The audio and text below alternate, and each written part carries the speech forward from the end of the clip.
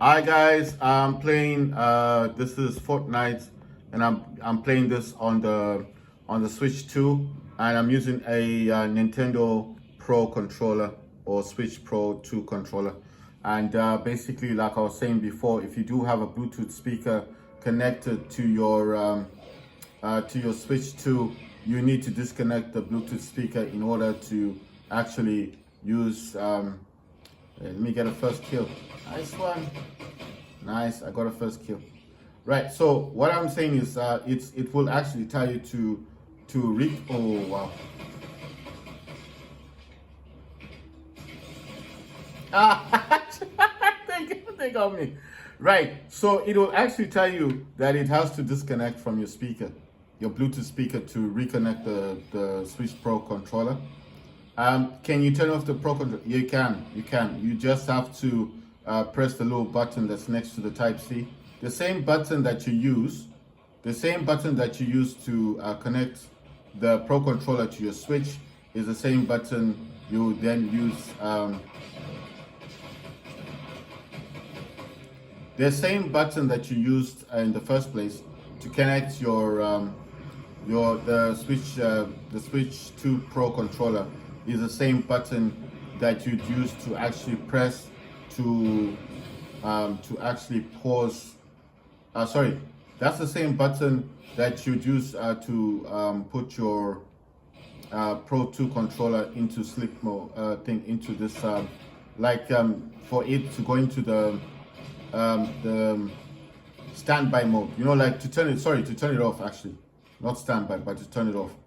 The same button you use to connect it to your Switch 2, in the system settings, is the same button you would use to actually reconnect it. Sorry, what I'm trying to say is the same button. The same button you used in the first place to connect the Pro controller to your Switch 2 is the same button you would use.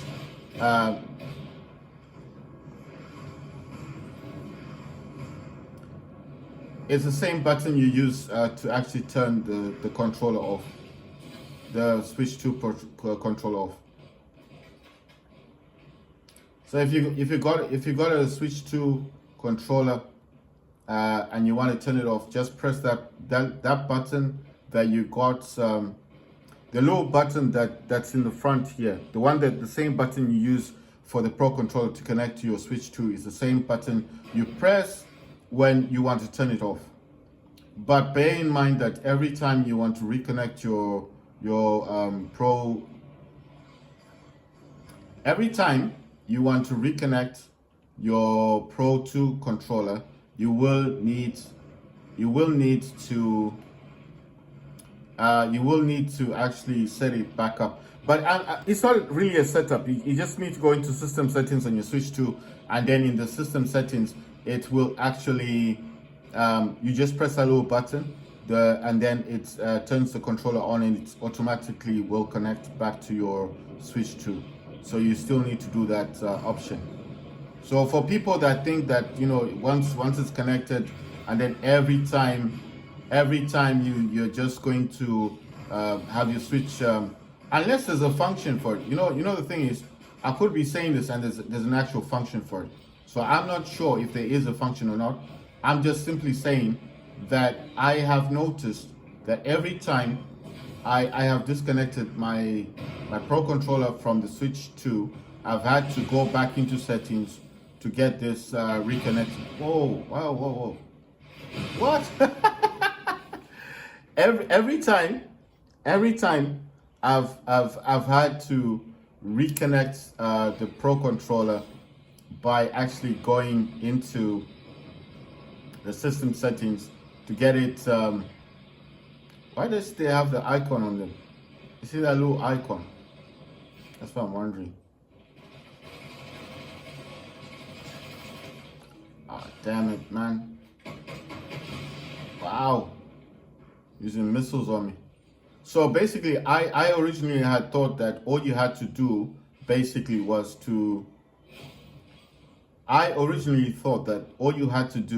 was that you press a little button, even though your Switch controller, like the Switch controller, I mean, my Switch 2 is there. And then I thought I'll just press a little button on the Switch 2 controller, and it will just automatically reconnect. But that's not the case. So I'm just saying to people who think that's the way it is, it's not.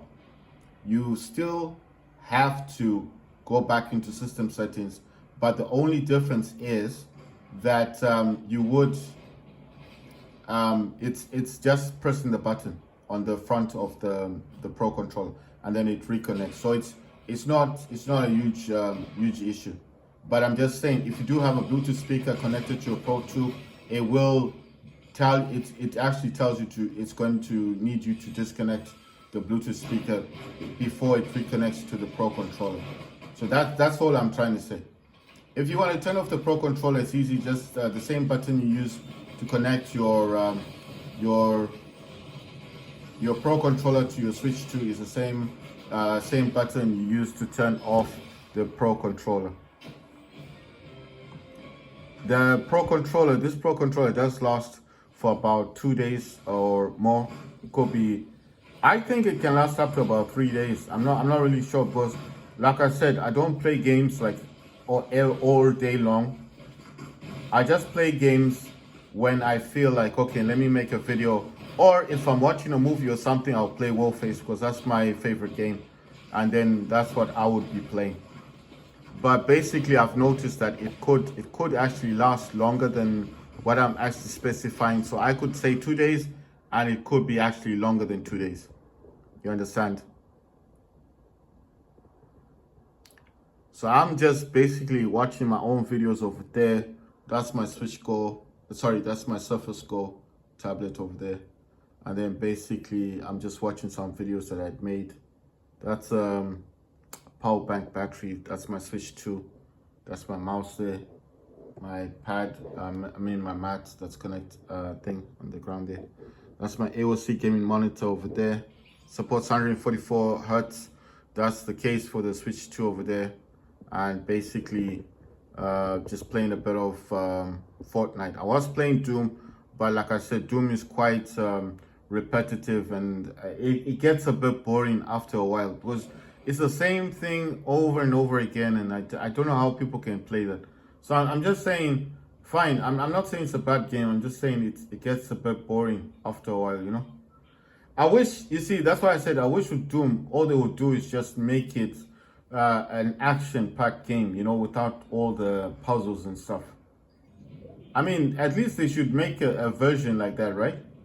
Like, just make one version of Doom that's just full on action without the puzzles. That would be so much easier. And no jumping. At least, just if there's jumping, not a lot of jumping.